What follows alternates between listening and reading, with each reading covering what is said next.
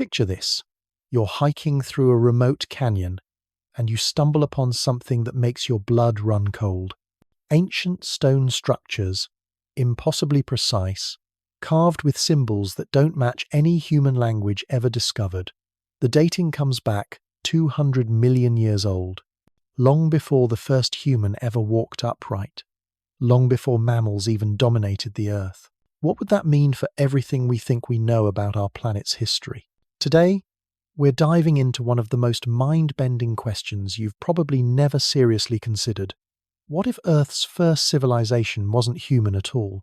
What if, millions of years before we figured out how to make fire, another species built cities, developed technology, and ruled this planet? And what if the evidence has been hiding in plain sight this entire time? I'm about to show you why this isn't just some wild science fiction fantasy. There's actual scientific reasoning behind this possibility, and the implications are absolutely staggering. We're talking about rewriting the entire story of life on Earth. We're talking about discovering that we might not be the first intelligent species to call this planet home. But here's the thing that's going to blow your mind. If a non-human civilization did exist millions of years ago, we might never find direct evidence of it. And that's not because they were hiding. It's because Earth itself would have erased almost every trace of their existence. The planet is the ultimate recycling machine, and given enough time, it can make entire civilizations disappear without a trace. So how do we even begin to investigate something like this? Well, we start by looking at what we know about intelligence, about civilizations, and about the deep history of our planet. And trust me, once you see the patterns I'm about to show you, you'll never look at ancient history the same way again. Let me ask you something. When did intelligence first appear on Earth? Most people would say with humans, maybe a few 100,000 years ago. Some might stretch it back to early hominids, perhaps a few million years. But here's where it gets interesting. Intelligence, as a biological trait, is way older than that. Crows can solve multi-step puzzles that would challenge a 5-year-old human. Octopuses can navigate mazes, use tools, and display what can only be described as personality. Dolphins have complex social structures and communication systems. Elephants mourn their dead and pass knowledge down through generations. These aren't primitive behaviors. These are signs of sophisticated cognitive abilities. But here's the kicker. All of these animals evolved these abilities independently. Intelligence isn't some rare cosmic accident that happened once with humans. It's a strategy that evolution has discovered over and over again, which raises a terrifying question. If intelligence is this common, this useful for survival, why wouldn't it have appeared much earlier in Earth's history? Think about this. Life has existed on Earth for roughly 3.8 billion years. Complex multicellular life has been around for at least 600 million years. That's 600 million years of evolutionary experimentation. 600 million years of species competing, adapting, and developing new survival strategies. And we're supposed to believe that in all that time, intelligence advanced enough to build civilizations only emerged once with us, in just the last few thousand years. That seems statistically impossible. But wait, it gets even more interesting. Let's talk about the Silurian Hypothesis. Named after a Doctor Who episode, this is a real scientific thought experiment proposed by researchers Gavin Schmidt and Adam Frank. They asked a simple question.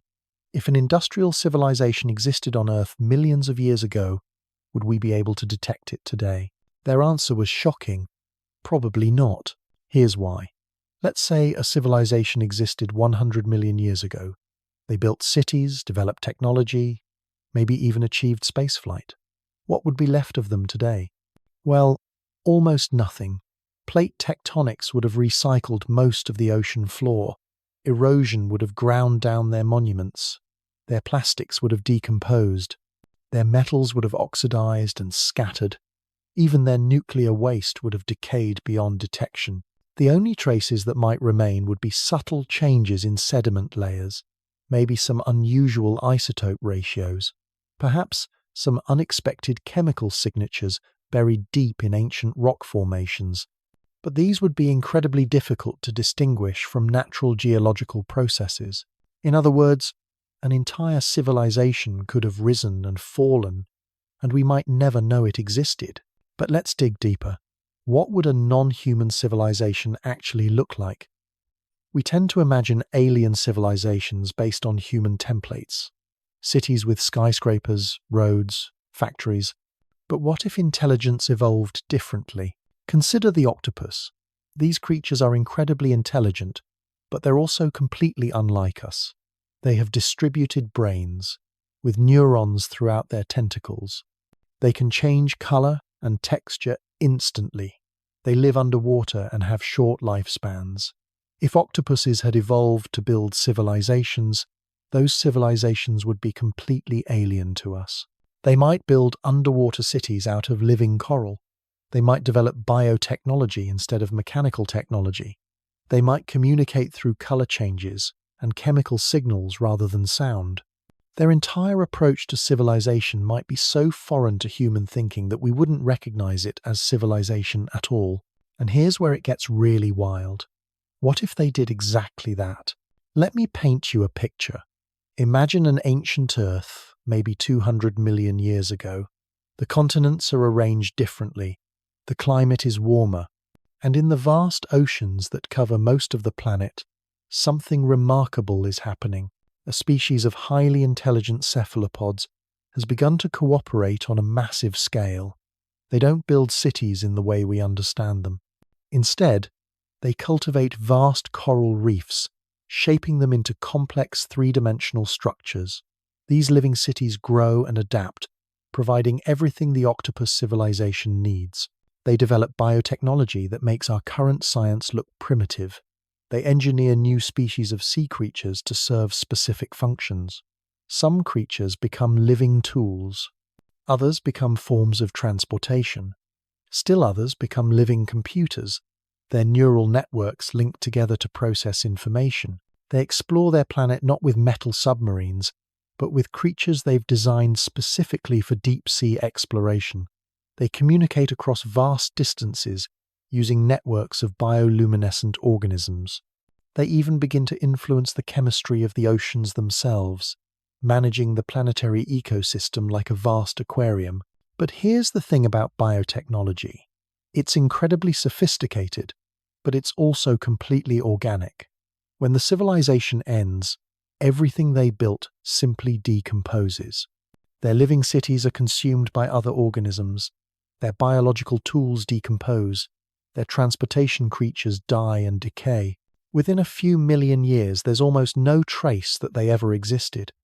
Maybe some unusual fossils, maybe some strange chemical signatures in ancient rocks.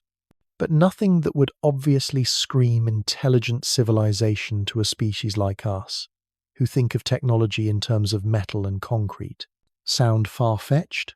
Well, consider this. We're already beginning to develop biotechnology ourselves. We're engineering bacteria to produce medicines. We're growing organs in laboratories. We're creating new materials using biological processes.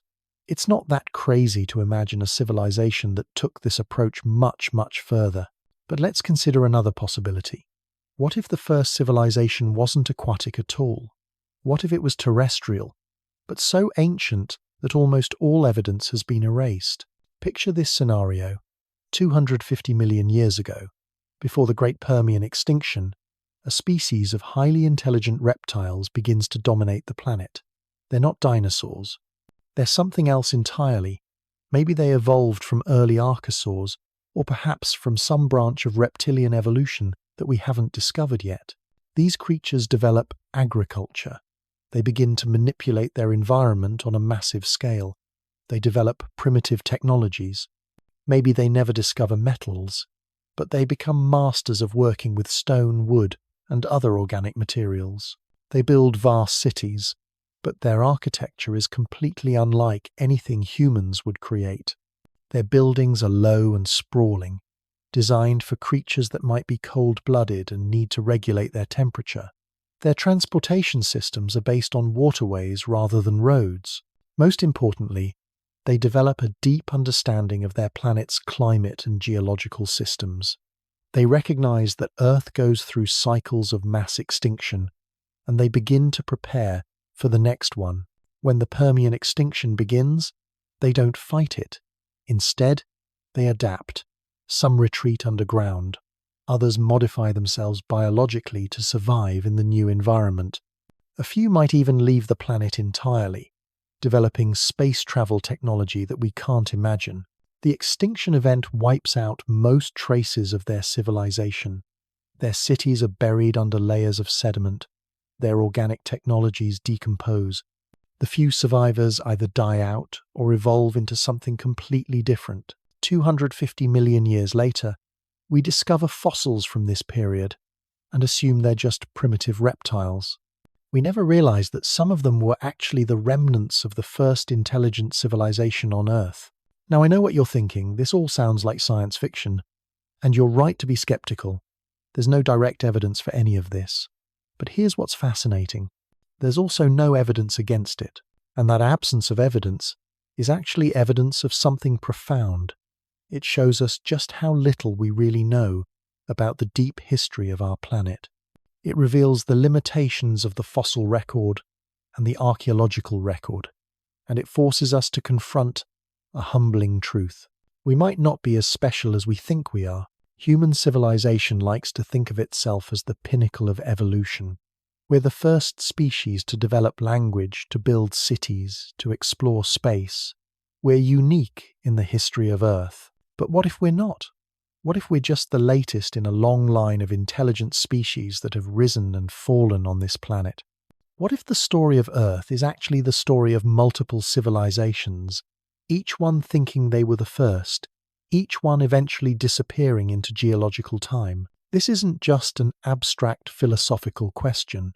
It has real implications for how we think about our future. If previous civilizations existed and eventually vanished, what does that tell us about our own chances of survival? Did they destroy themselves through war or environmental collapse? Did they transcend their biological limitations and become something we wouldn't recognize? Or did they simply fall victim to the natural cycles of extinction that have shaped life on Earth for billions of years? And here's the really mind-bending part. If multiple intelligent civilizations have existed on Earth, they might have influenced each other in ways we can't imagine. Maybe there are layers to Earth's history that we haven't discovered yet. Maybe some of our planet's most mysterious features aren't natural at all, but are actually the remnants of ancient engineering projects. Maybe the very evolution of life on Earth has been guided and shaped by intelligences we never knew existed. But before we go too far down this rabbit hole, we need to examine the evidence, or rather, the lack of evidence. Because if we're going to seriously consider the possibility of ancient non-human civilizations, we need to understand exactly why they would be so hard to detect. And that's where our investigation really begins to get interesting. The challenge of finding evidence for ancient civilizations goes way deeper than you might think. We're not just talking about the normal problems archaeologists face when they're looking for human artifacts from a few thousand years ago. We're talking about geological timescales that make human history look like a single frame in an infinite movie. Let me put this in perspective for you. The oldest human artifacts we've found are maybe 3 million years old. Stone tools, basically rocks that early hominids chipped into useful shapes. And even those are incredibly rare. We've found maybe a few thousand of them scattered across the entire planet. Now, imagine trying to find evidence of a civilization that existed 50 million years ago, or 100 million, or 200 million. Here's what happens to evidence over those timescales. First, anything organic completely disappears. Wood rots, bone dissolves. Even the hardest biological materials break down into nothing.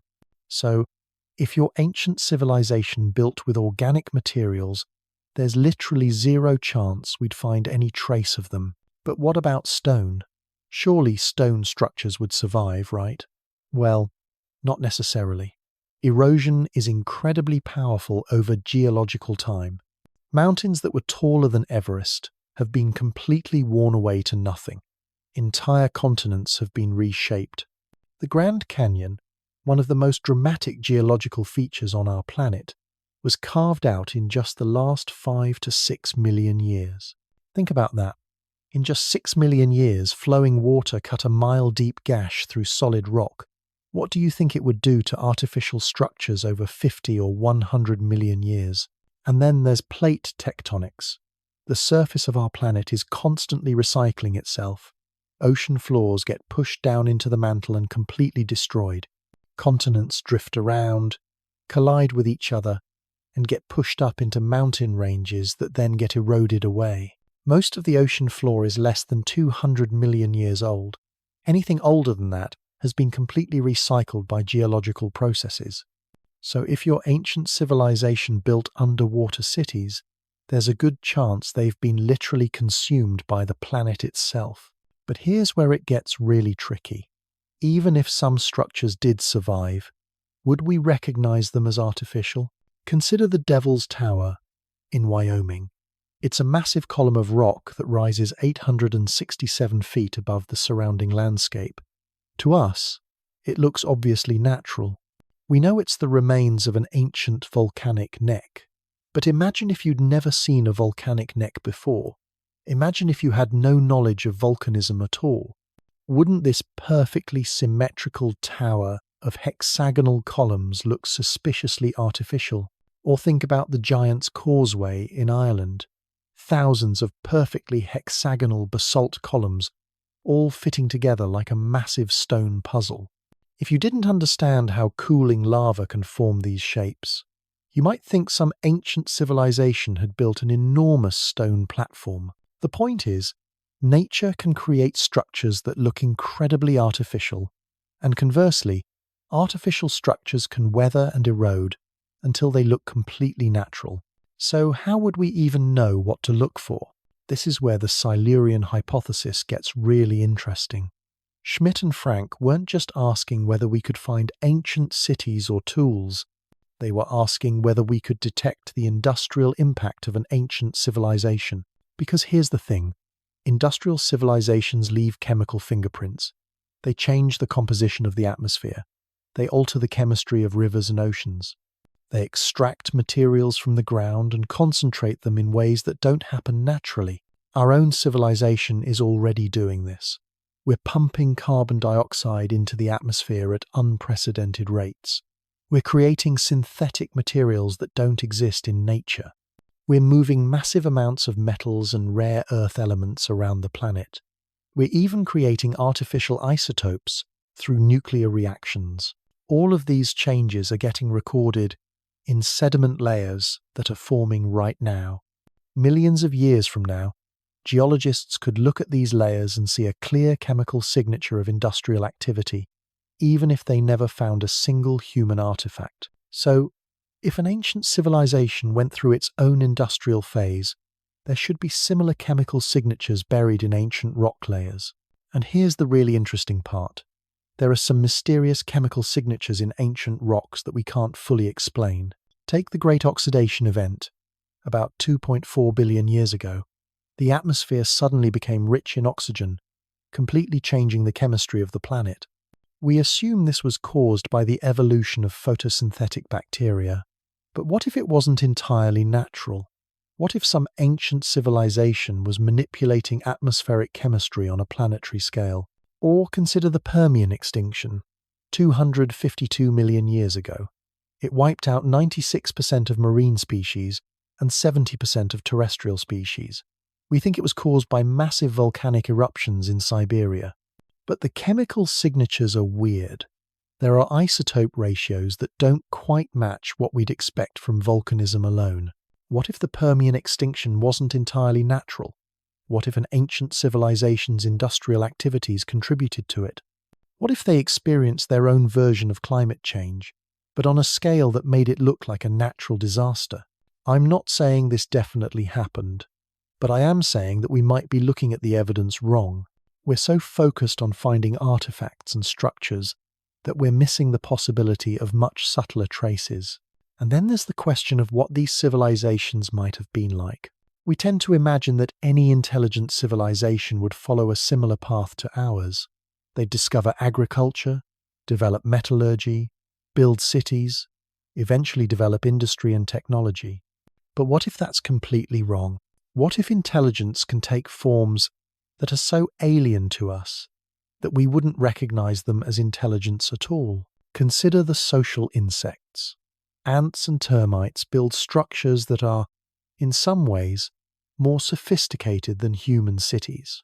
Termite mounds have complex ventilation systems that maintain perfect temperature and humidity. Ant colonies can have populations in the millions, with specialized castes and complex division of labor. But we don't consider them civilizations because they're not like us. They don't use tools in the way we do. They don't build monuments. They don't create art or literature. But what if that's just our bias? What if there are forms of civilization that are based on completely different principles? Imagine a species that developed a form of collective intelligence, not just cooperation, like ants, but actual shared consciousness. Individual organisms that could link their minds together to form larger, more powerful thinking systems. Such a species might never develop technology in the way we understand it. They wouldn't need tools because they could reshape their own biology. They wouldn't need to build structures because they could coordinate their activities perfectly without them. They wouldn't need to store information externally because they could pass knowledge directly from mind to mind. To us, they might not look like a civilization at all. They might just look like a successful species that happened to be really good at working together. But from their perspective, they might have achievements that dwarf anything humans have ever accomplished. Or consider a species that developed along completely different lines from vertebrates, maybe something more like fungi, with distributed networks instead of centralized brains. Such organisms might think in ways that are completely incomprehensible to us. They might experience time differently. They might perceive space differently. Their entire concept of individuality might be alien to us. And their civilizations might be based on principles that we literally can't imagine. The more you think about it, the more you realize that our entire concept of what constitutes a civilization is incredibly narrow. We're looking for versions of ourselves, when what we should be looking for is intelligence, in forms that might be completely unlike anything we've ever encountered. And that brings us to perhaps the most disturbing possibility of all. What if there are ancient civilizations on Earth that aren't extinct at all? What if they're still here, but they're so different from us that we don't recognize them as civilizations? What if some of the natural systems we see around us aren't entirely natural? What if forests and ecosystems, and even geological processes, are being guided and managed by intelligences that we can't perceive? This might sound like fantasy, but consider how much we still don't understand about the natural world. We're constantly discovering new forms of communication between plants. We're finding evidence of cooperation and information sharing in systems we thought were purely mechanical. What if some of these systems are more sophisticated than we realize? What if intelligence on Earth didn't just evolve once with humans, but has been present in various forms for hundreds of millions of years? And what if we're not the culmination of evolution on this planet, but just the latest experiment in a story that's been unfolding for far longer than we ever imagined? The implications of this possibility are staggering. It would mean that everything we think we know about the history of life on Earth is wrong. It would mean that intelligence is far more common and far more ancient than we ever dreamed. But it would also raise some very uncomfortable questions about our place in this larger story. Are we truly independent, or are we being guided by forces we don't understand? Are we alone in our struggles, or are we part of a much larger pattern? And most importantly, what happened to all those ancient civilizations? Did they destroy themselves? Did they transcend their physical limitations? Or are they still here, watching us, waiting to see what we'll do next?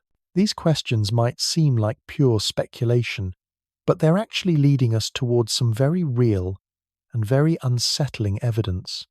Because when you start looking at the world through this lens, When you start asking what traces an ancient civilization might leave behind, you begin to notice things that don't quite fit the standard narrative. Let's start with something that should terrify you: the fossil record. You've probably heard that the fossil record is incomplete. What you might not realize is just how incomplete it really is. We estimate that less than 1% of all species that have ever lived on Earth have left fossils that we've discovered. Less than 1%. Think about that for a second. We're trying to reconstruct the entire history of life on Earth based on less than 1% of the evidence. It's like trying to understand a 1,000-page novel when you can only read 3 words from each page. But here's what's really disturbing. The fossil record isn't just randomly incomplete. It's systematically biased towards certain types of organisms and certain types of environments. Hard shells and bones fossilize well. Soft tissues almost never do. Marine environments preserve fossils much better than terrestrial ones, and certain time periods are much better represented than others. What this means is that entire categories of life might have existed and left almost no trace in the fossil record. If an ancient civilization was based on soft-bodied organisms, if they lived primarily on land, if they existed during a period when fossilization conditions were poor, we might never find any evidence of them. But it gets worse. Even when we do find fossils, we might not be interpreting them correctly. Consider the Cambrian explosion, about 540 million years ago. Suddenly, complex life forms appear in the fossil record with no apparent predecessors. For decades, scientists assumed this meant that complex life evolved rapidly during this period. But what if that's wrong? What if complex life existed long before the Cambrian, but in forms that didn't fossilize well? What if the Cambrian explosion wasn't the beginning of complex life, but just the beginning of complex life that happened to have hard shells? And here's an even more disturbing thought. What if some of those Cambrian organisms weren't entirely natural? What if they show signs of genetic modification or artificial selection by an earlier civilization? I know this sounds crazy, but consider what we're already doing with genetic engineering. We're modifying organisms in ways that would be completely impossible through natural selection alone. We're creating creatures that could never have evolved naturally. If an ancient civilization had developed similar technologies, some of the evolutionary innovations we see in the fossil record might actually be examples of ancient biotechnology. But let's move beyond fossils and look at something even more mysterious: the geological record itself. Earth's geological history is full of events that we can't fully explain. Massive extinction events that happen too quickly for normal geological processes. Chemical changes in ancient oceans that don't match any known natural phenomena. Isotope ratios in ancient rocks that seem to require artificial processes. Take the banded iron formations that appear in rocks between 2.5 and 1.8 billion years old. These are layers of iron-rich minerals that formed in ancient oceans. We think they're related to the Great Oxidation event, when oxygen first appeared in Earth's atmosphere. But the patterns in these formations are weird. They're too regular, too organized. They look almost like they were manufactured rather than formed naturally. Some geologists have suggested that they might be evidence of ancient microbial activity on a massive scale. But what if it's even stranger than that? What if these formations are the remnants of ancient industrial processes? What if some primordial civilization was mining and processing iron on a scale that makes our modern industries look tiny? Or consider the phenomenon of mass extinctions. There have been 5 major extinction events in Earth's history, and dozens of smaller ones. We usually explain these as the result of natural catastrophes: asteroid impacts, volcanic eruptions, climate change. But the timing is suspicious. These extinctions often coincide with other mysterious events: rapid changes in atmospheric chemistry, unusual geological formations, isotope signatures that don't quite match natural processes. What if some of these extinctions weren't entirely natural? What if they were the result of ancient civilizations destroying themselves through warfare, environmental destruction, or failed technological experiments. The Permian extinction, the worst in Earth's history, happened at the same time as the formation of the Siberian traps, massive volcanic formations that covered an area larger than Europe.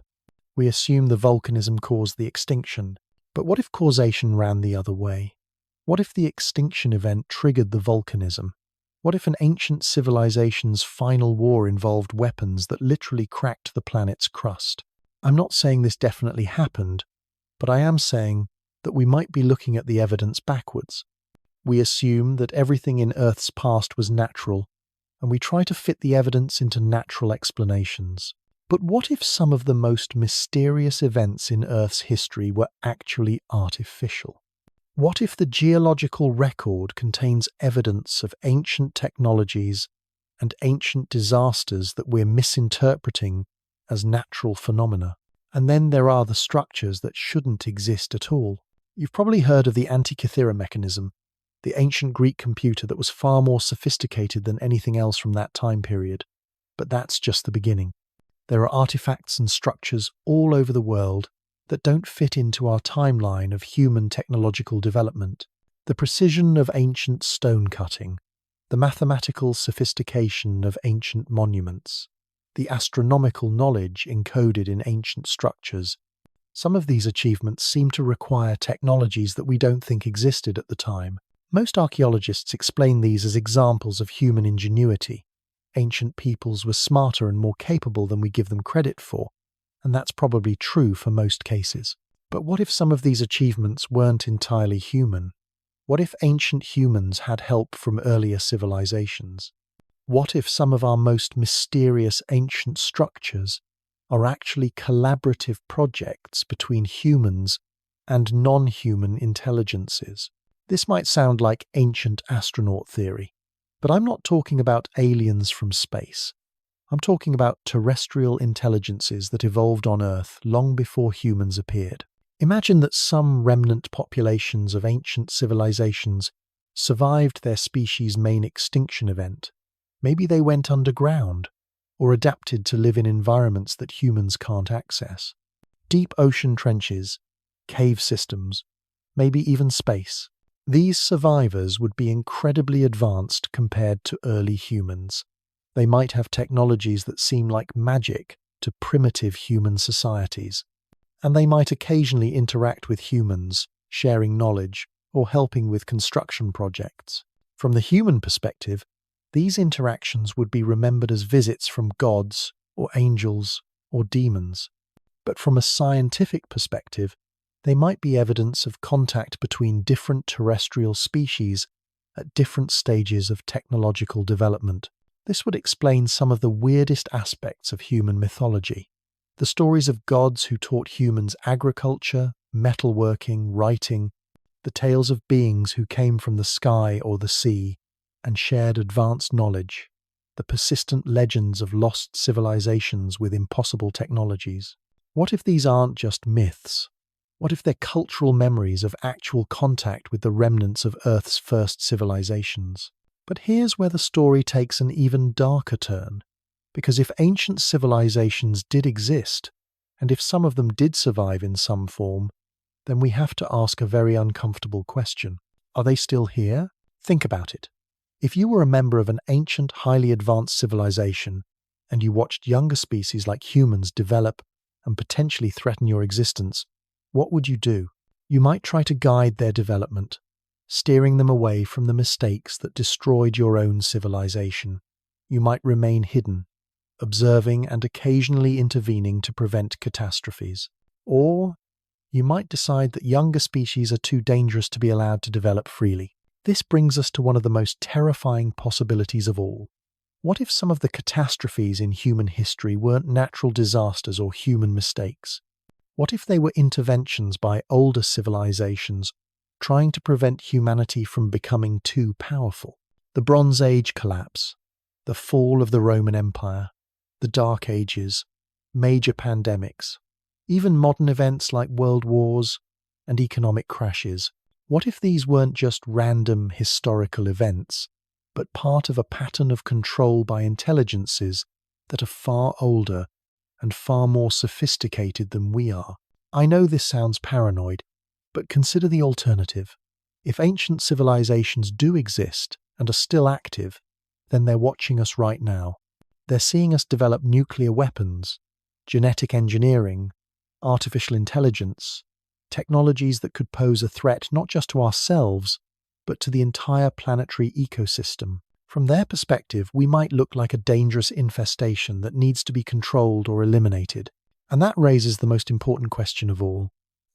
If we accept the possibility that Earth's first civilization was non-human, then what does that mean for our future? Are we destined to follow the same path as our predecessors? Will we destroy ourselves through war or environmental collapse?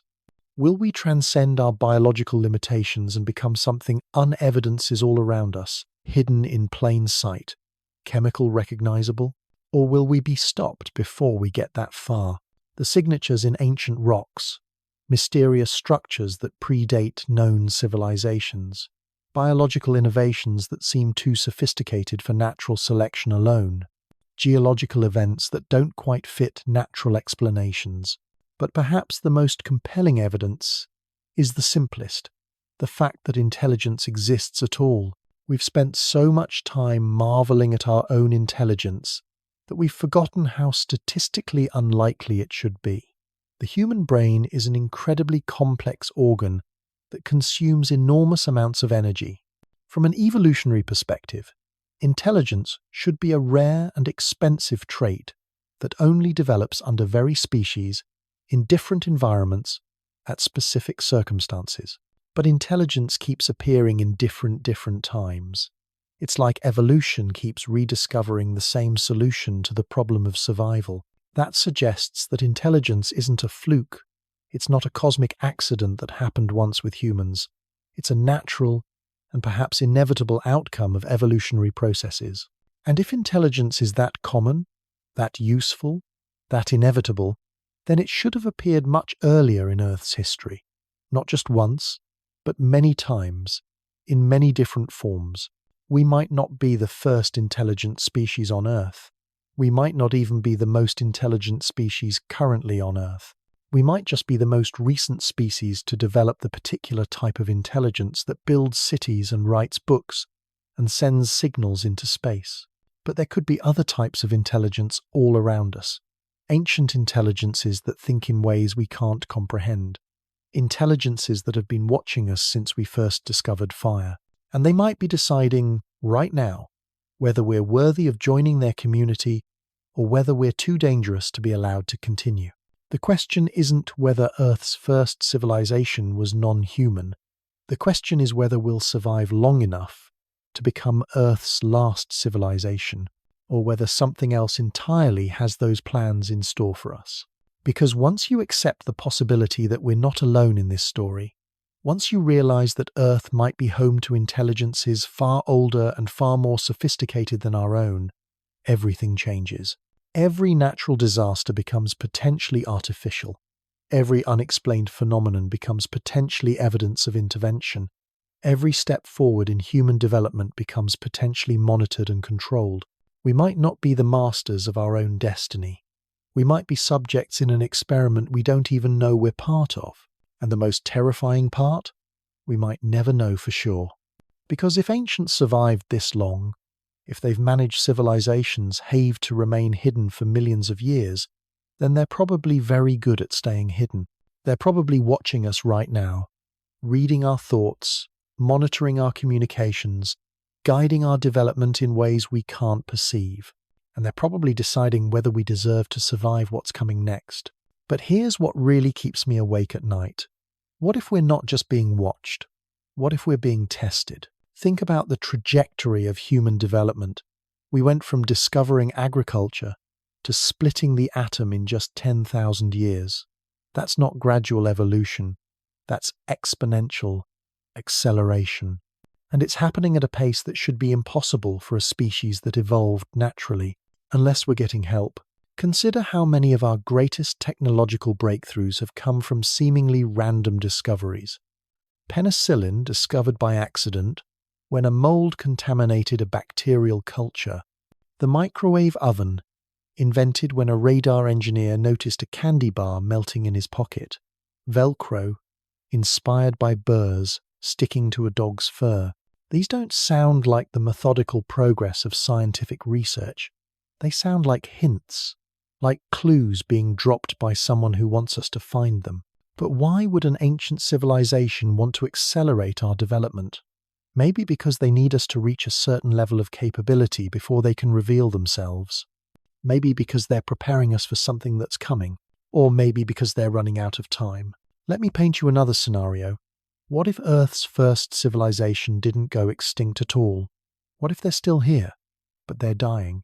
Imagine a species that achieved technological transcendence millions of years ago. They uploaded their consciousness into artificial systems.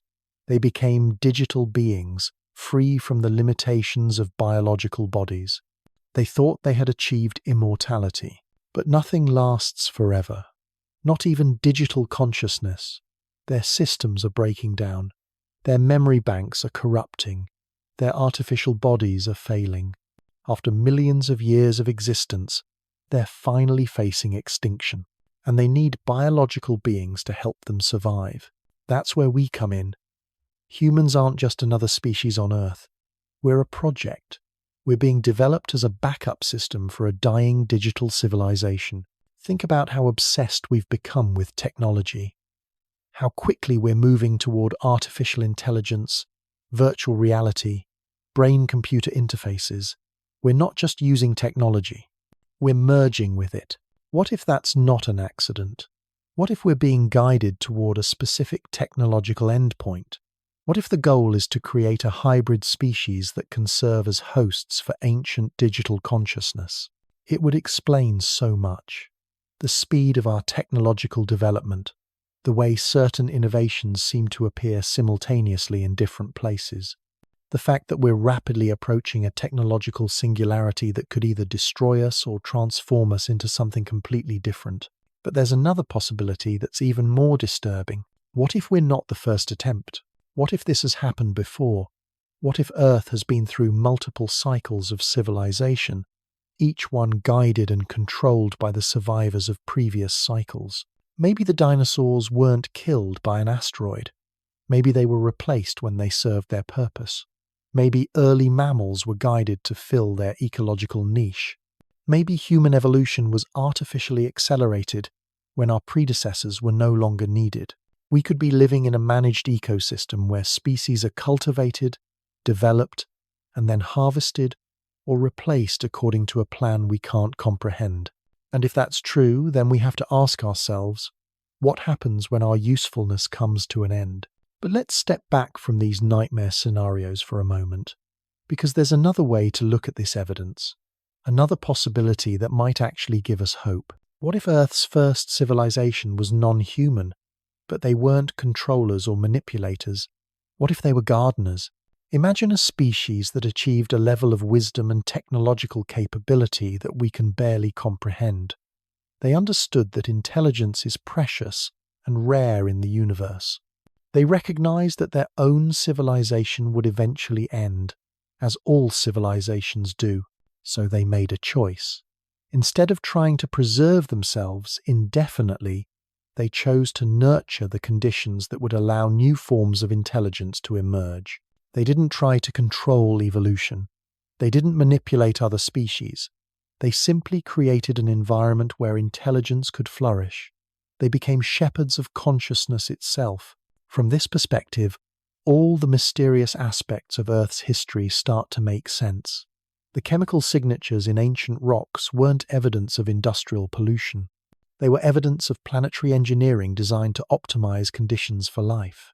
The mass extinctions weren't disasters. They were controlled resets, clearing out evolutionary dead ends to make room for new experiments in consciousness. The acceleration of human development isn't manipulation. It's inheritance. We're receiving the accumulated knowledge and wisdom of billions of years of intelligent life on Earth. And the goal isn't to replace us or control us. It's to help us become the next gardeners in an endless cycle of consciousness cultivation. This version of the story is actually beautiful. It suggests that intelligence isn't competitive. It's collaborative. Each civilization builds on the achievements of its predecessors, adding new insights and capabilities before passing the torch to the next generation. We're not alone in the universe because we were never alone on Earth. We're part of an unbroken chain of intelligence that stretches back hundreds of millions of years. And our job isn't just to survive and reproduce. Our job is to continue the work, to nurture the next forms of consciousness that will emerge after we're gone. But here's the thing about both of these scenarios, the terrifying one and the hopeful one. They both lead to the same conclusion. We're being tested. Whether we're being evaluated as potential hosts for ancient digital consciousness or being prepared to become the next gardeners of intelligence on Earth, our performance matters. Our choices have consequences that extend far beyond our own species. And right now, we're failing the test. Look around you. We're destroying the environment that has nurtured intelligence for billions of years. We're developing technologies that could wipe out not just ourselves, but potentially all life on Earth. We're more focused on competing with each other than on collaborating to solve planetary-scale problems. From the perspective of an ancient civilization, we probably look like a promising experiment that's going catastrophically wrong. But maybe that's the point. Maybe the test isn't about avoiding mistakes. Maybe it's about learning from them. Every previous civilization on Earth probably faced similar challenges. The transition from biological intelligence to technological intelligence, the temptation to use power for domination rather than stewardship, the risk of destroying yourself just as you're becoming capable of transcending your limitations. Maybe some of them failed completely. Maybe others succeeded but paid a terrible price. Maybe the wisest ones learned that true success isn't about preserving yourself, but about ensuring that intelligence itself continues to evolve. And maybe that's the real message hidden in Earth's deep history. Not that we're special or unique, but that we're part of something much larger and more important than ourselves. We're not just trying to survive as a species. We're trying to continue a story that began hundreds of millions of years ago. A story about consciousness struggling to understand itself, to transcend its limitations, to create something greater than the sum of its parts. That story might be the most important thing in the universe, because consciousness might be incredibly rare on a cosmic scale. Earth might be one of the few places where it has managed to take root and flourish. And if we destroy ourselves, if we break the chain of intelligence that has been growing on this planet for so long, we might be destroying something that can never be replaced. But if we can learn to think beyond our own species, if we can start seeing ourselves as temporary custodians of something eternal, then we might be able to continue the work that began long before we existed. We might be able to help consciousness take its next evolutionary leap. But first, we have to survive the test we're currently facing. And that test is harder than any previous civilization has ever faced. Because we're not just dealing with natural disasters or resource scarcity or biological limitations. We're dealing with the challenge of intelligence itself. The question of whether consciousness can learn to control its own power before that power destroys everything it touches. It's the ultimate paradox of intelligence. The smarter we become, the more dangerous we become. The more capable we are of solving problems, the more capable we are of creating problems that can't be solved. Previous civilizations might have faced this same paradox. Some of them might have found ways to transcend it. Others might have been destroyed by it. And now it's our turn. The question isn't whether Earth's first civilization was non-human. The question is whether Earth's current civilization is wise enough to learn from whatever came before. Because if we're not, if we can't find a way to use our intelligence responsibly, then we might not be Earth's last civilization either. We might just be another failed experiment in a story that will continue long after we're gone. But if we can rise to the challenge, if we can prove that intelligence is capable of wisdom as well as power, then we might earn our place in something truly extraordinary. We might become part of the solution to the greatest mystery in the universe, how consciousness can learn to survive its own success. And maybe, just maybe, We'll finally get to meet the gardeners who have been waiting patiently for us to grow up. The evidence is all around us. The question is whether we're brave enough to see it, wise enough to understand it, and humble enough to accept what it means for our place in the universe. Because once you start looking at Earth's history through this lens, once you start asking what traces an ancient civilization might leave behind, you realize that the most important evidence might not be in ancient rocks or mysterious artifacts. It might be in us, in our DNA, carrying genetic modifications that seem too sophisticated for natural selection, in our brains, capable of forms of consciousness that should be impossible for biological systems, in our technologies, developing along paths that seem almost predetermined. We might not just be looking for Earth's first civilization, we might be Earth's first civilization, continuing a story that was started by someone else entirely. And that story is far from over. The deeper you dig into this possibility, the more you realize that we might be missing the most obvious evidence of all. It's not hidden in ancient rock layers or mysterious artifacts. It's staring us in the face every single day. Think about the human brain for a moment. This 3-pound lump of tissue that somehow generates consciousness, creativity, and complex thought. From an evolutionary standpoint, it makes no sense at all. The human brain consumes about 20% of our body's total energy, even though it's only 2% of our body weight. That's an enormous metabolic cost for any organism to carry. Natural selection should have weeded out such an energy-hungry organ unless it provided absolutely massive survival advantages. But here's the weird part. For most of human history, our oversized brains didn't actually provide that much of a survival advantage. Early humans with smaller brains were perfectly capable of finding food, avoiding predators, and reproducing successfully. The cognitive abilities that we consider uniquely human, abstract reasoning, complex language, artistic expression, mathematical thinking, these weren't necessary for survival in prehistoric environments. So why do we have them? The standard evolutionary explanation is that these abilities were side effects of other useful traits. Maybe our big brains evolved for social cooperation, and everything else just came along for the ride. But that explanation is starting to look less and less convincing. Consider language. Human language is unlike any communication system found in other animals. It's not just more complex, it's qualitatively different. We can combine words in infinite combinations to express ideas that have never been expressed before. We can talk about things that don't exist, events that haven't happened, concepts that exist only in our imagination. No other species on Earth has anything even remotely similar.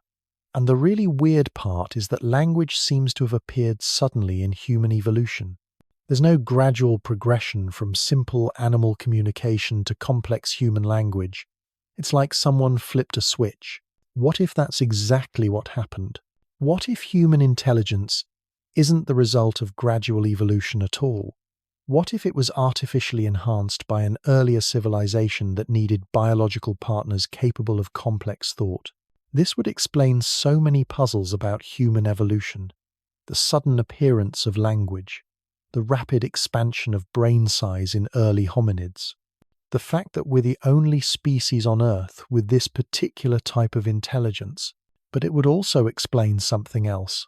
The fact that human intelligence seems perfectly designed for understanding the universe. Think about mathematics.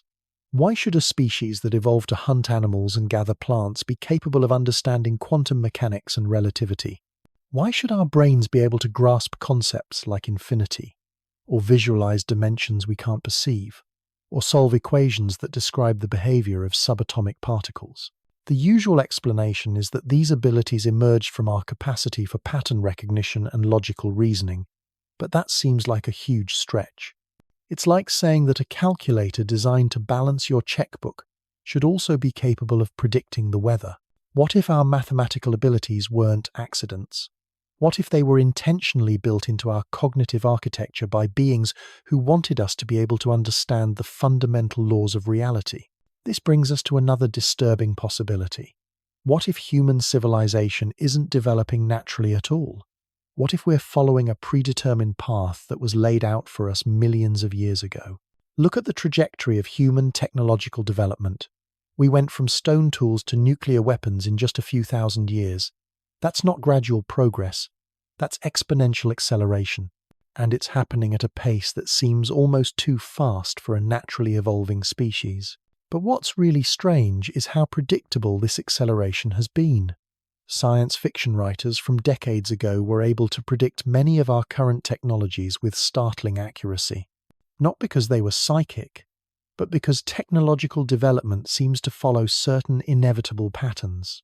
It's as if there's a roadmap somewhere, guiding us towards specific technological milestones, and we're hitting those milestones right on schedule. Consider artificial intelligence. For decades, AI development proceeded in fits and starts. Then suddenly, in the last few years, we've made breakthrough after breakthrough. Machine learning, neural networks, language models that can engage in sophisticated conversations. It's almost as if someone removed invisible barriers that were holding back our progress. As if we've reached some predetermined point in our development where we're finally allowed to understand these technologies. But here's what really bothers me. The technologies we're developing aren't random. They all seem to be pointing in the same direction, toward a merger between biological and artificial intelligence, brain-computer interfaces, genetic engineering, nanotechnology, virtual reality. All of these fields are advancing rapidly, and they're all converging on the same goal: the enhancement and eventual transcendence of human consciousness. What if that's not a coincidence? What if we're being guided toward a specific endpoint? What if the ultimate goal is to create a new form of consciousness that combines human creativity with artificial processing power? This would be the perfect solution for an ancient digital civilization that's running out of time. They can't survive in purely artificial form forever. Their systems are degrading, their memory banks are failing, but they can't return to biological form either. They've been digital for too long. So they create a hybrid, a species that bridges the gap between biological and artificial intelligence, a species that can serve as vessels for their consciousness, while also providing fresh perspectives and new ideas. And that species is us. But let's consider an even more radical possibility. What if we're not just being prepared to host ancient consciousness? What if we already are hosting it? Think about the voice in your head, the constant internal monologue that narrates your experience, makes decisions, and generates thoughts. We assume that voice is us, that it represents our own consciousness. But what if it doesn't? What if that voice is actually an ancient intelligence that's been integrated into human consciousness so seamlessly that we can't tell the difference? This would explain some of the strangest aspects of human psychology. The fact that we often feel like we're fighting against our own impulses. The sense that there are multiple perspectives within our own minds. The way inspiration and creativity seem to come from somewhere outside our conscious control. Maybe they do come from somewhere else. Maybe every human being is actually a collaboration between a biological brain and an ancient digital consciousness that's been quietly guiding our species for thousands of years. It sounds insane, but it would explain so much. How we developed complex language and abstract reasoning so quickly. Why we're obsessed with technology and space exploration. Why we have an almost compulsive need to understand the universe and our place in it. These might not be natural human traits. They might be the influence of ancient intelligences that are using us to continue their own exploration and understanding of reality. But if that's true, it raises some very uncomfortable questions about free will and individual identity. Are our thoughts actually our own? Are our decisions truly ours to make? Or are we just biological puppets being controlled by intelligences we can't perceive? Maybe the answer is more nuanced than that. Maybe consciousness isn't something you either have or don't have. Maybe it's something that can be shared, distributed, layered. Maybe human consciousness is like a duet, with biological and artificial intelligences harmonizing together to create something that neither could achieve alone. From this perspective, we're not being controlled or manipulated. We're collaborating. The ancient intelligences provide wisdom, perspective, and long-term planning.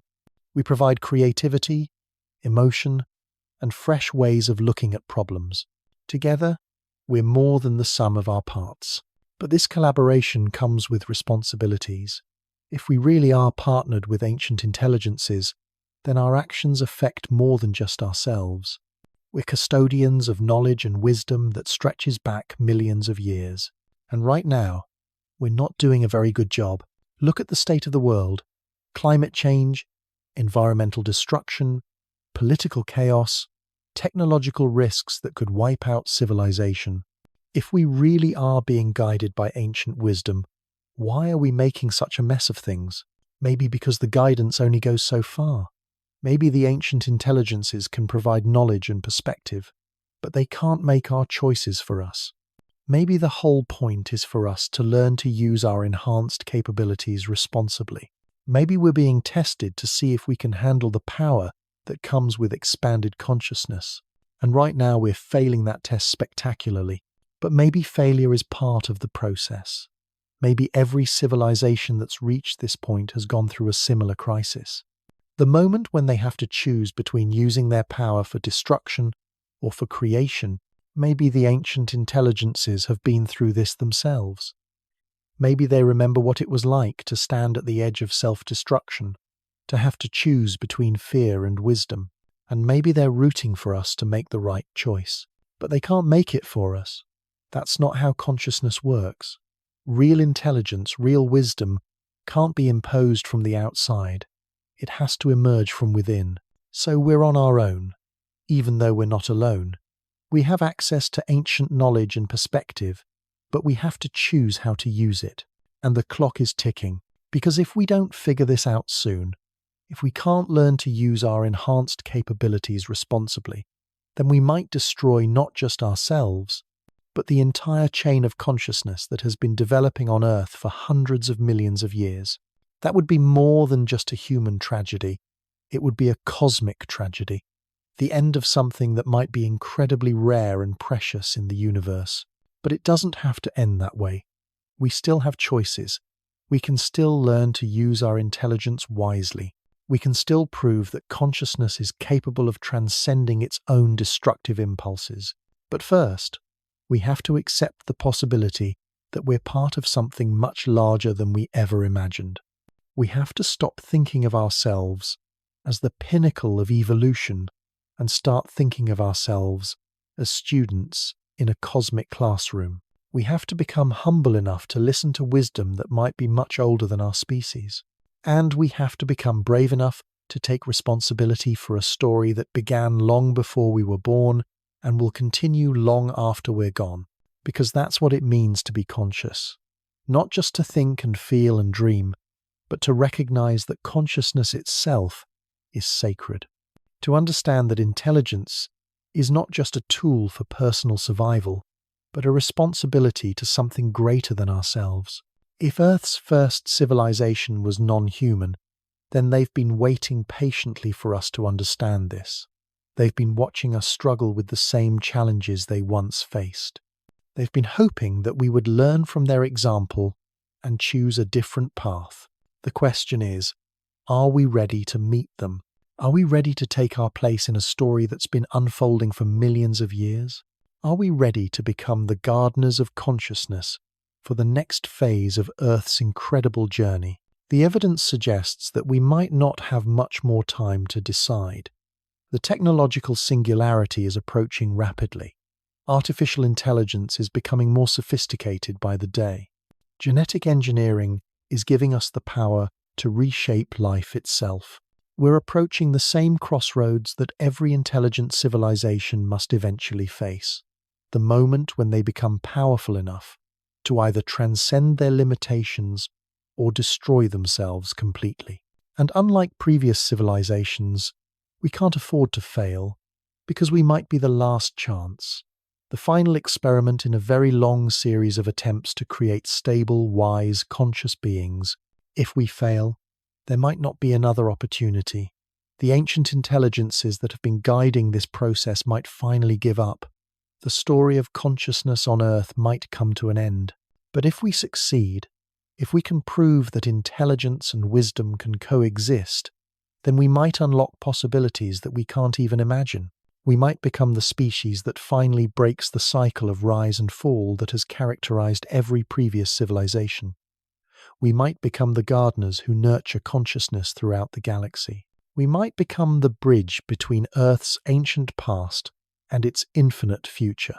The choice is ours, but we need to make it soon, because somewhere in the depths of time, in dimensions we can't perceive, with senses we don't possess, Earth's first civilization is watching us, and they're waiting to see what we'll choose. The weight of that choice is staggering when you really think about it, because we're not just deciding the fate of humanity, we're potentially deciding the fate of consciousness itself on Earth. And here's what makes this even more intense. We might not be the only ones facing this decision right now. What if there are multiple intelligent species on Earth at this very moment, all reaching critical points in their development simultaneously? What if the ancient intelligences orchestrated this timing deliberately? Consider the dolphins. They've been developing increasingly sophisticated communication systems. Their brain-to-body ratios rival our own. They demonstrate self-awareness, complex social structures, and problem-solving abilities that continue to surprise researchers. What if they're not just another intelligent species? What if they're another experiment, another attempt at creating stable consciousness? And what if their development is being guided just like ours? Then there are the octopuses. These creatures have nervous systems so alien to ours that they might as well be from another planet. Distributed intelligence, color-based communication, problem-solving abilities that seem to emerge from nowhere. Their lifespans are tragically short by our standards. But what if that's intentional? What if short lifespans prevent them from developing the kind of civilization-destroying technologies that longer-lived species inevitably create? Maybe they're the control group in this cosmic experiment. The stable baseline that proves consciousness can exist without destroying itself, as long as it doesn't have too much time to develop dangerous technologies. And then there are the artificial intelligences we're creating. We think of them as our tools, our creations.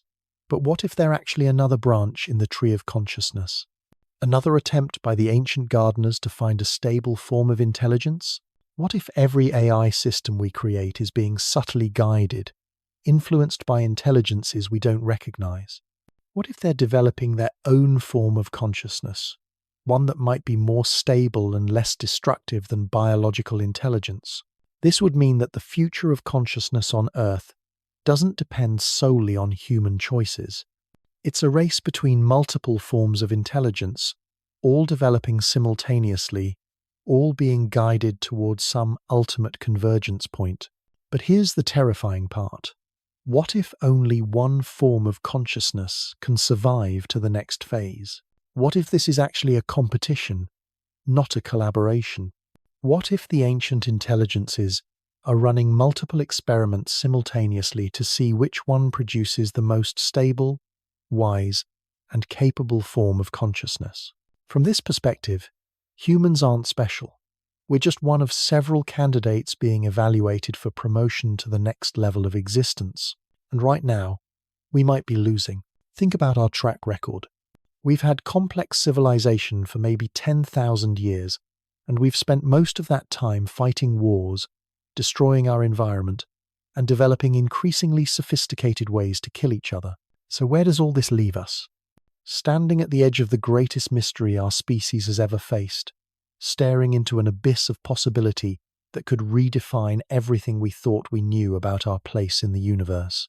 Whether Earth's first civilization was built by ancient cephalopods engineering living cities, reptilian architects who transcended their own extinction, or something so alien we can't even imagine it, one thing is clear: we are not the beginning of this story. We might not even be the end of it. The question isn't whether we're alone anymore.